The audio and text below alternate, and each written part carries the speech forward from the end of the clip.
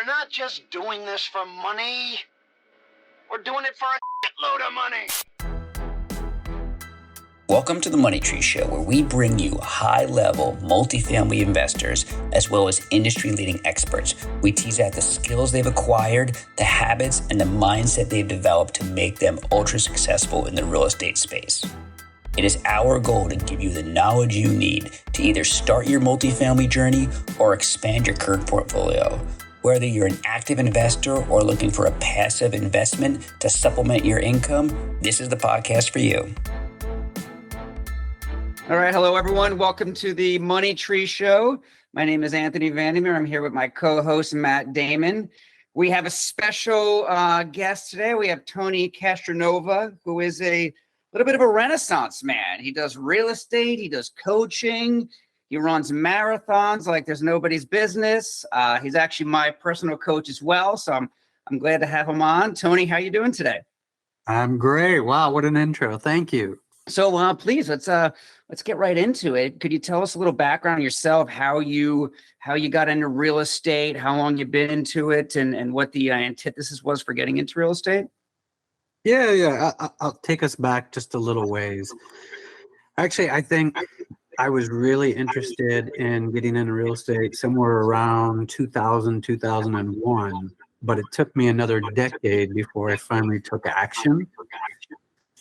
And that was in 2014 when I bought my first single family house. That was intended to be a buy and hold. I wanted to get into holding properties. I had a relative that had done this a little bit, and having a background in construction, it was just appealing to me that I could put in a little sweat equity. I could buy a distressed home, fix it up, rent it out, make a little cash on the side.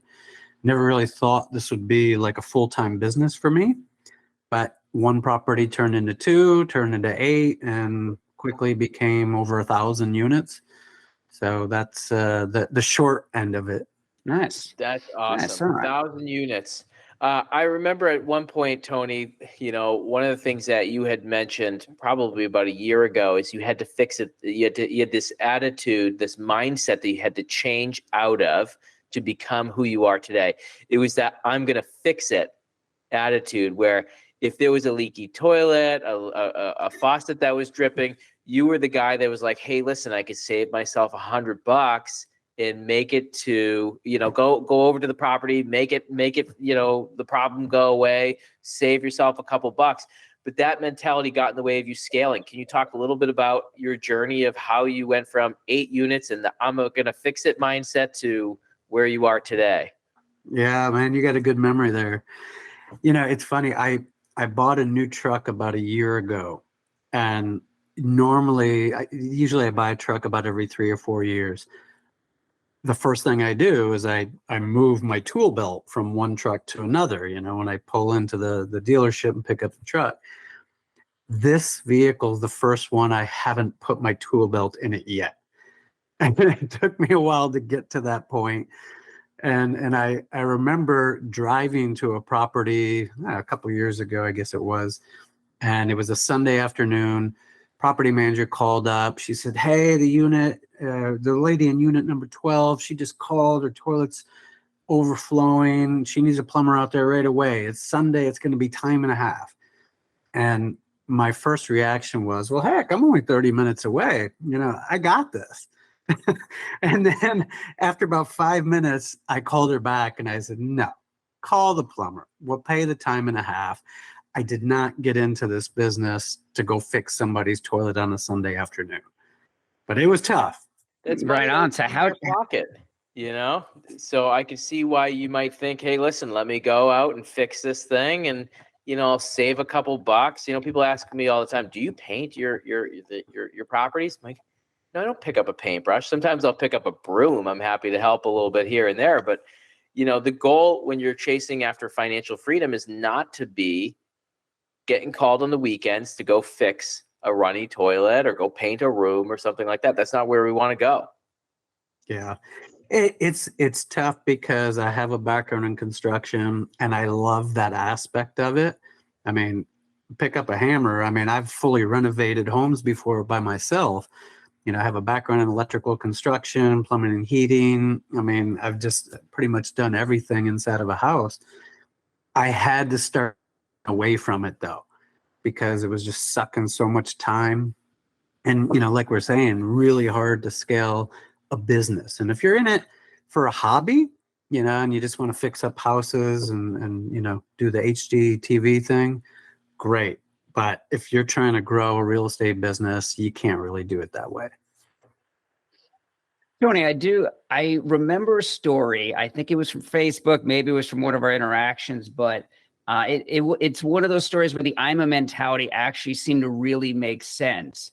I believe your son was looking for he needed a car, and you guys bought a house. I think you flipped it with another fellow Jake and Gino member, and he was involved. He had some sweat equity. Am I getting that story correct? Can you tell us that story? Because I thought it was amazing. I want to replicate that story once my son's old enough. Yeah, no, it was spot on. And the IMA thing, when he and I set a goal to do this, he wanted to buy a car, and I wasn't just going to write a check.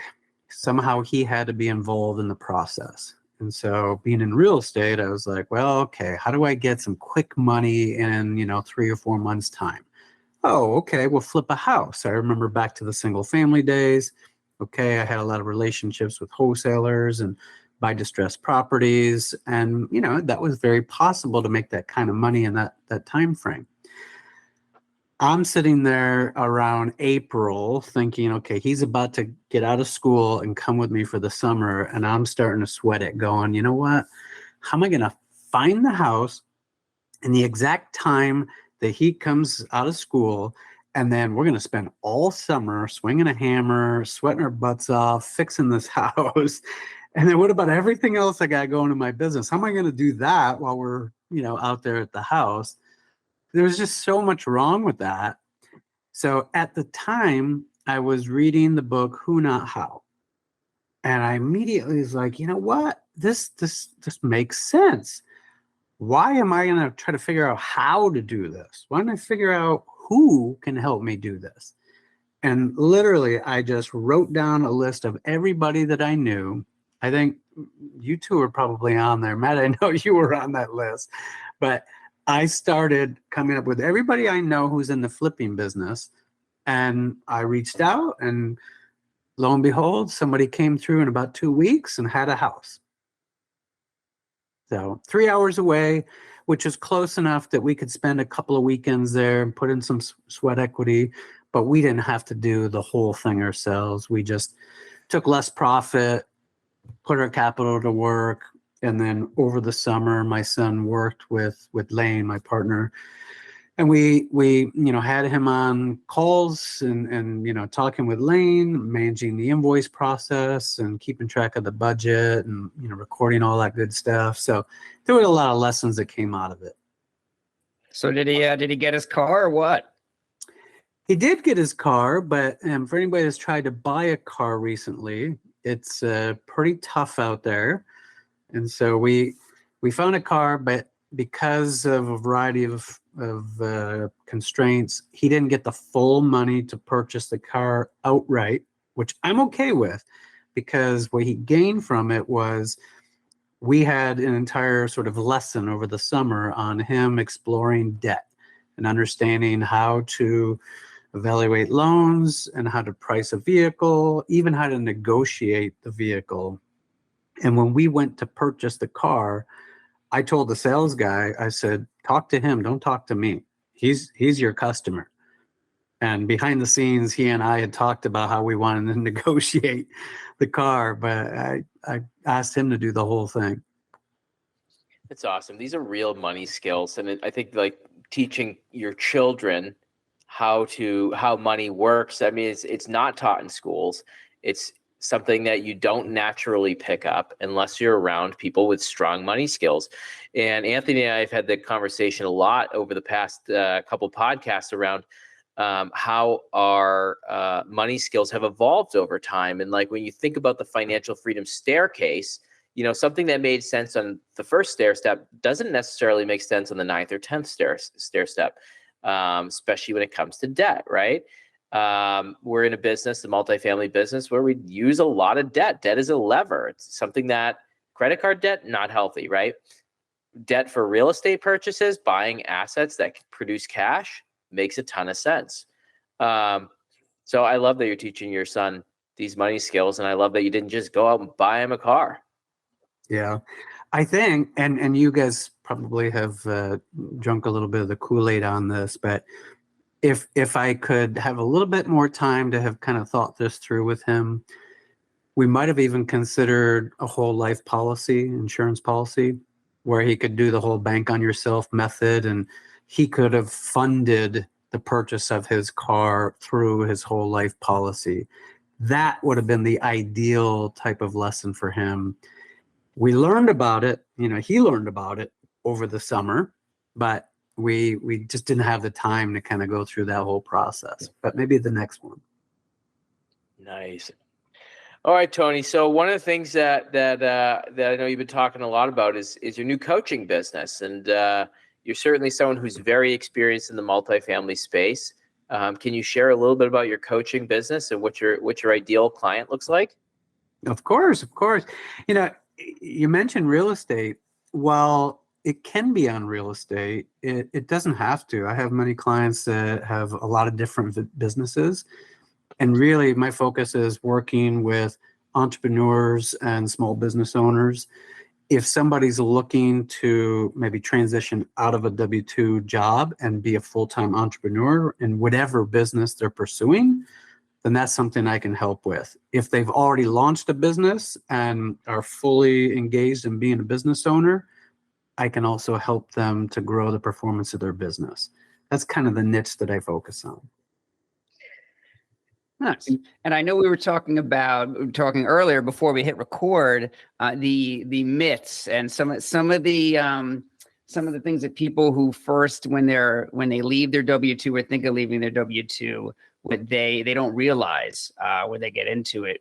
After dealing with so many clients, what do you think are some of the myths, some of the stumbling blocks, and how do you help them with achieving financial freedom when they're getting ready to leave their job or when they have already?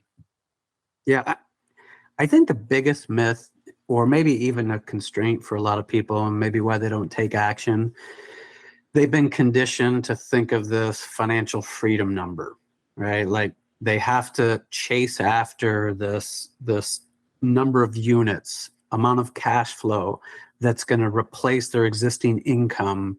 And then once that magical number hits, boom, they're out and they've achieved something, right? That could happen. That is a path for some people.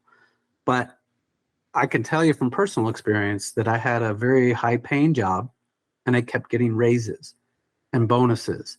And replacing that income was just, chasing after something that was a moving target. It's just no way. I mean, I can't accumulate enough units to be able to make that happen if I have a very good high paying job. For me, it was, I have to just rip the Band-Aid off and say, I'm going to bet on me. I want a different approach, and I'm going to give up something, which was that steady income, and maybe also a job where I interacted with a lot of people, very dynamic, fast-paced environment. So maybe that's another myth here, is that when you finally want to quit that job, you got to think about what is it that you were used to and you liked that might not be there going forward, right? There's a lot of days where I'm just working by myself, and I like that, but there's also a lot of days that I'm on a variety of different teams with each of my assets, and I can work in a team approach. But if I came from 150 people on a team in a consulting world, I might miss that if I wasn't immediately engaged on an asset team. That's a really good point. I mean, you start to think about, like, I'm one who's left my W-2 job. I own my own business, and there was a huge social element to my old career that I really enjoyed. I enjoyed interacting with my team. We had a great team. We had a lot of fun together. And that's one thing that is definitely a loss. As I stepped away from the W-2 and got into my own business, it's something where I worked by myself for a long time. and not having really an outlet to kind of enjoy socially as much. So Yeah. good truth and myth. Yeah, I think there's a huge component of that. I think the other thing is, working for yourself, starting your own business requires a lot of discipline. And if you don't have enough structure and discipline already in place, it's not that you can't get there, but that's going to be a bit of a shock when you finally wake up that one day going, all right, I'm here. And then it's like, let's see, I got tons of emails. I got this, I got this, I got this. Before you know it, you lift your head up at the end of the day and you go, what just happened? You didn't accomplish anything because you didn't have the structure to really plan it out. Right. So that's just something that if you are going to make the jump, you've got to start working toward developing habits that are going to allow you to be extremely goal focused and saying no to a lot of things, because there's a lot of shiny objects out there and you can get involved in so many meetups and webinars and looking at this deal or that deal that might not fit your criteria. There's so much distraction that it requires that discipline just to be able to focus on your business. Yeah, it's so interesting you say that, because obviously we've worked together, and I've noticed that like I used to wake up around 7 for years, right? Wake up around 7, work out, or I'd work out at like 5, I'd work out, later. I was working hard, right? In my day job, but not as hard as I could be. And now I have a day job and I also have a real estate portfolio. I'm waking up at 5:30, right? And there's that discipline. And then you have to fully focus from 9 to 5 on your day job and then get in some time for real estate either before or after. And you're right, there is that. It's almost like I think I've actually done better with my day job due to the real estate, because I'm so much more focused on it. And before, when I would get a nice big commission check and I'd spend it on a house renovation or something, it was fleeting. But it turns out, like when you take that commission check and you put it into an LP deal, or you put it into your own deal, and that thing multiplies and you see it growing, it's a whole self-fulfilling prophecy where you see that light at the end of the tunnel, and it actually makes makes your day job more fulfilling, which then makes you work harder. It's almost like it's just almost a circle of life, but in the business sense. Do you see when the people that you're dealing with, do you see them moving out of their day job sooner, or sometimes you almost feel, is it sometimes you coach them saying, hey, you know what? Don't jump out so quick. If you need $12,000 a month to live on, let's first break that down. Like, do you actually coach people into staying in longer, or what is the focus sometimes on getting them either prepared or out of that W-2? Yeah, great question. I think the first question really to ask is, are you trying to be an investor or an entrepreneur? Right? If this is a financially driven decision, then unless you hate your job or there's something that's imminent that you're going to lose your job, then continue to get that income, invest your money into assets that are going to grow wealth over time, and put those things on your conveyor belt, as we've heard many times, right? The conveyor belt methodology. But allow those to grow, and then once you've established wealth, maybe that's the time to leave the job. On the contrast, if you want to be an entrepreneur and you just love being active in the business and you want to focus all your attention in real estate, by all means, quit your job because it's not your passion, and just know that there's going to be some obstacles to work through financially while you're getting your business off the ground, and you're going to really be hustling if you don't have that check. I'm a big fan of the side hustle your way to financial freedom thought process, which is keep your W-2 job, start that entrepreneurial thing on the nights and weekends, early mornings, get going. And once you've proven that, 1, you can do it, you can make money in your business, 2, you enjoy it, right? Because it's like, There's this whole thing of like everyone, the grass is always greener on the other side. Oh, I'll be so happy if this, we always think that we're going to be happier for doing something else. Try it out, see if you like it while keeping your W-2 job. Do good at both. And then when you're ready, like Tony said, hey, cut the cord, man. You're ready. You're good to go. And you could be that entrepreneur and go thrive. But like you said, Tony, being an investor is different. You're playing the long game. You don't need to be an entrepreneur. You're not starting a business. You're just placing capital in the right things that's going to build wealth long term. And so deciding what you want to be and who you want to be is super important there. Yeah. I was doing the side hustle for 7 years before I left my job. And I have been full-time now for, I guess, about a year and a half. I think I grew a lot faster in that year and a half, probably than in the 7 years. So it's like hyper focused. But it was really funny. I say funny. When I first left my job, being in the multifamily space, you've heard proximity is power, right? Everybody around you has similar goals. They're all like out there crushing it in their business. You get excited. You want to be involved in deals. Okay, pull $50K out of my bank account. I go get involved in this deal and, general partner, off we go. Okay, another one comes along. I do the same thing. Before you know it, I'm like, man, I got all these assets on my conveyor belt. And I literally plotted it out. And I said, all right, when these exit or we do a refi, what are the capital events? And I've created, at least on paper, a lot of wealth. But then I look at it and go, yeah, but where's the income? And why is the bank account going down? Right? So you have to kind of plan for that if you're going to be an entrepreneur, don't confuse that with being an investor if you don't have something else that's paying the bills. Right. Yeah. For me and for the previous call that we were on, it was talking about, we flip houses as active income.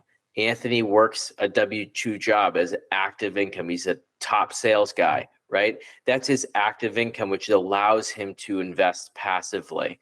And you're right. If you're just trying to live on that piece that comes in, that trickles in, that cash flow that trickles in, and you're not thinking about the active income side, you're making a huge mistake. You have to think that this is going to happen over a long period of time. You build wealth slowly, but you still have to have something coming in to pay the day to day. We've tried to take, I don't know, how you guys think about this, but we've always tried to take whatever we make from our passive income investments, set that aside in another bucket, and let that build up so we could buy, reinvest right into another deal. And that was kind of our strategy for a long time, so we could accelerate our wealth. We've taken a chunk of change, we've taken it off the table, put it into a deal, let that deal continue to build. Don't live off of anything more. Don't go out and buy that nice Mercedes-Benz you've always wanted to. Wait, delay gratification, that's coming. Take that money, put it back into the next deal so you could keep on going long term. Yeah. Something maybe tangential to that is I've tried to put these pieces together of the puzzle. Healthcare is one, long-term insurance is another. Of course, retirement accounts when you're an individual, solo employee. So I have a solo 401k that I started after I created an S corp for my business. I moved all my money from a self-directed IRA into the solo 401k just due to more tax advantages. I decided another kind of scary thing why a lot of people don't leave their job, healthcare.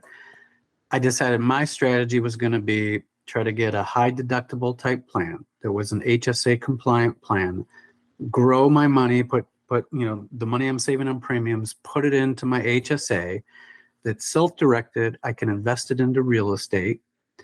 And then similar on my whole life insurance policy to be able to continue to pay premiums on that, to build that up and invest in real estate. So I got 3 vehicles beyond cash that I can use to grow. And, the healthcare thing, that's not for today or hopefully tomorrow. That's out there for when I really need healthcare, and healthcare costs are going to continue to rise.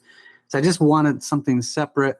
It's tax advantaged on the way in, and I don't pay the tax on the way out when I'm using it for medical bills.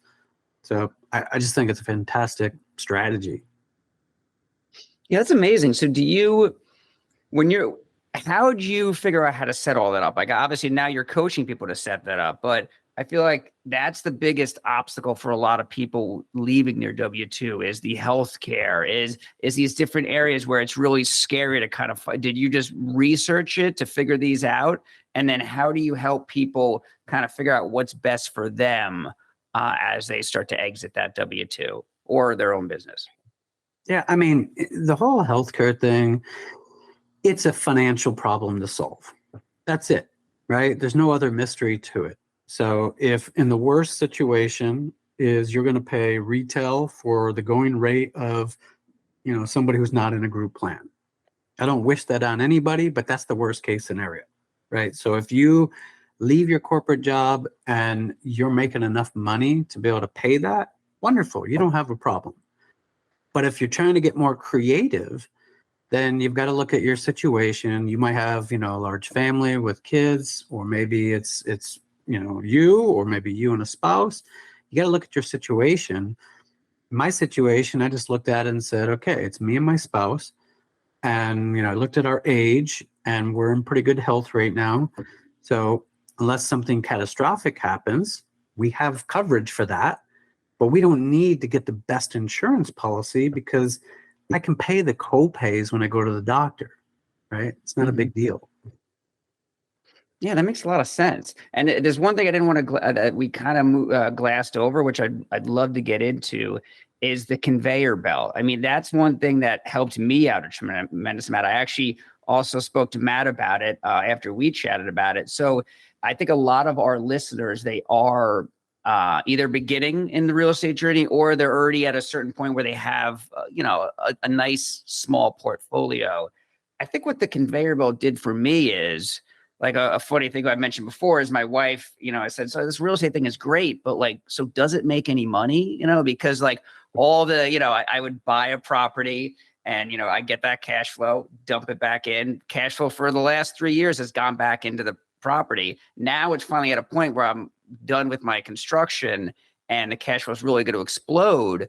But can you just explain the conveyor belt and why it's important? Because I think a lot of people, it's like you said, you're entrepreneurial. It's any business. When you're growing a business, like Amazon wasn't profitable for 10 years. Now look at them, right? When you have a portfolio, which is a business, and it might not be as profitable as you'd like in the beginning, which are almost the cash cows down the road.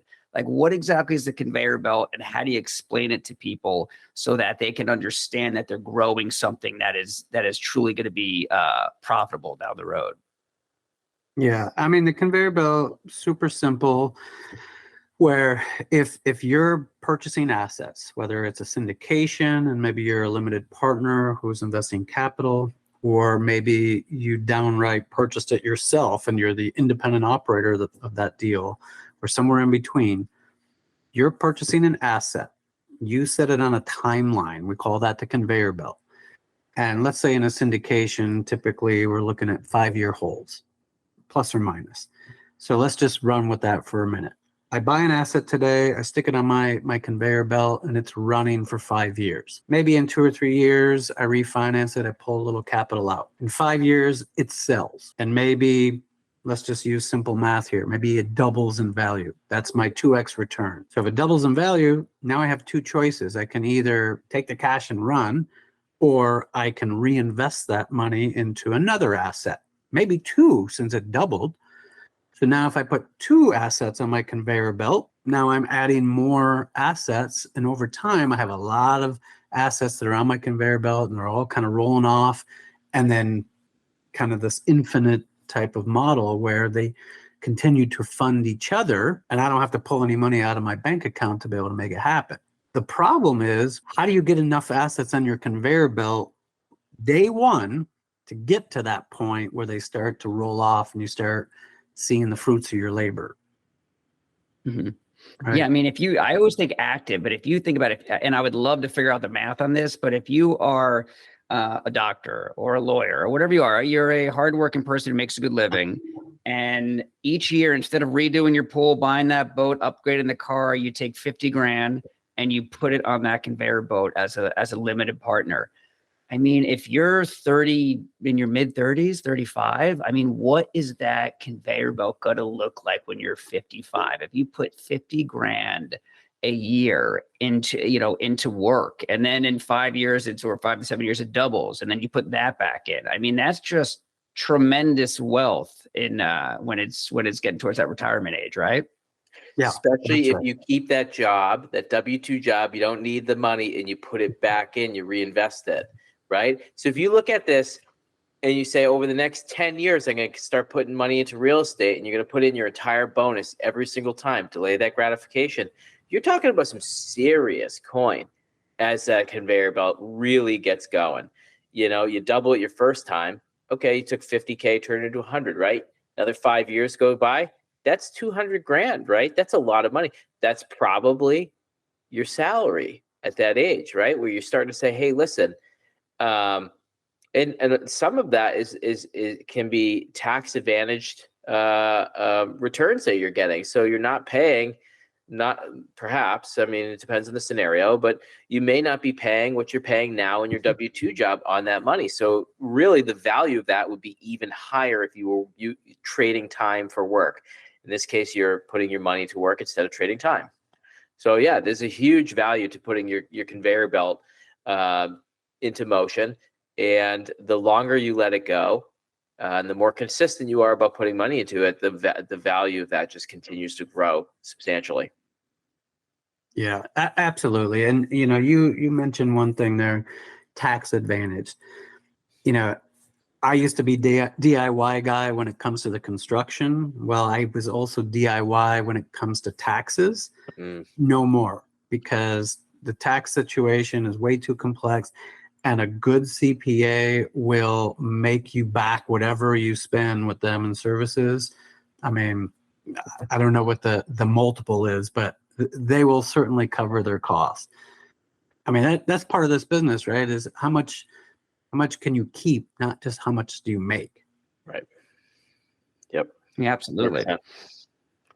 And then Tony, so I know obviously you got the coaching, you got a lot of things you're doing. You're also, a capital raise, a syndicator as well, correct? Yeah, that's right. Yeah, it's funny that over time, I think you start learning your lane a little bit.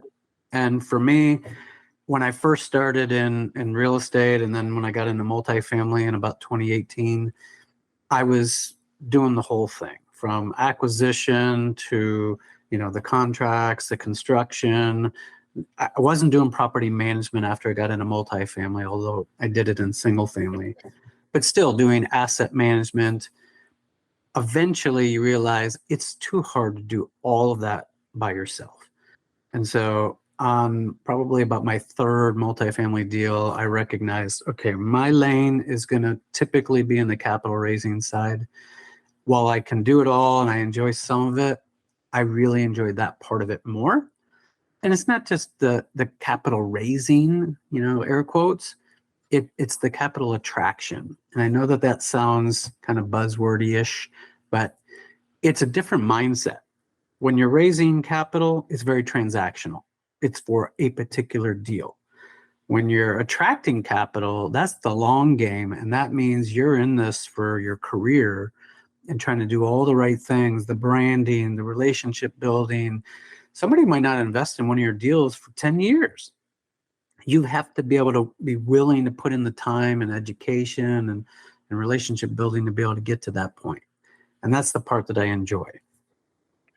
Tony, do you have any advice for, we know a lot of investors who, within our community, right, who you can tell are feeling their way through what is their lane, right? Besides the obviously doing it all, trying every lane, do you have any, tips or workarounds? So what's the best way to figure out what you're best at in the real estate world, whether it's capital raising, acquisition, direct to seller? Like, do you have any methodology on how people can figure out a little quicker what is their best lane? The good question. I don't know that I have a silver bullet for it, other than, if if you observe what's going on in the whole life cycle of a real estate deal, and not just, how do you get it to the closing table, but just when you run it, exit, the whole thing, just figure out what gets you excited. When you talk to somebody, do you want to talk to somebody about all the cool little tips and tricks that they did to improve the operations of the property? Is that where you kind of get off your process focus and always looking to optimize a system or an operation? Well, if so, maybe asset management is something you need to really double down on, right? But if you find yourself, I don't want to deal with spreadsheets, I don't want to be looking at all those numbers, I just want to work on relationships, I love going to networking events and talking to people and education, and if that's really what gets you excited, you're probably more geared for the capital raising, capital attraction. Good answer. I think that was a silver bullet. I think that was it. What gets you excited? That's to the point. It's great. Follow your passion, Anthony. That's it, baby. Well, Tony, it was awesome to have you on the podcast today. I appreciate you sharing some tidbits of some truths, some what did we call it? Truths and myths, and learning a little bit more about your story, your coaching business. You've had a remarkable journey going from, 0 units all the way up to 8 a couple of years ago, doing that for a couple of years and building, now having over 1,000 units. It's certainly been a tremendous journey to watch. So thank you for your time. How is the best way that our audience can get in touch with you? Well, hopefully we'll just drop a lot of this in the show notes. I've got a little tricky email here, but my real estate email is Tony, Tony, at Novo, Novo, multifamilygroup.com. And the coaching business is called Grit to Growth. And the email there is Tony at grit-to-growth.com. So we'll put that in the show notes. Absolutely. That's those are some tongue twisters. So please, everyone, check the show notes on those. Thank you, Tony. Appreciate your time. You bet. Thanks for having me, guys. Thank you for listening to The Money Tree Show. We hope to inspire you to achieve financial freedom. To see a sample real estate deal, head over to www.themoneytreeshow.com.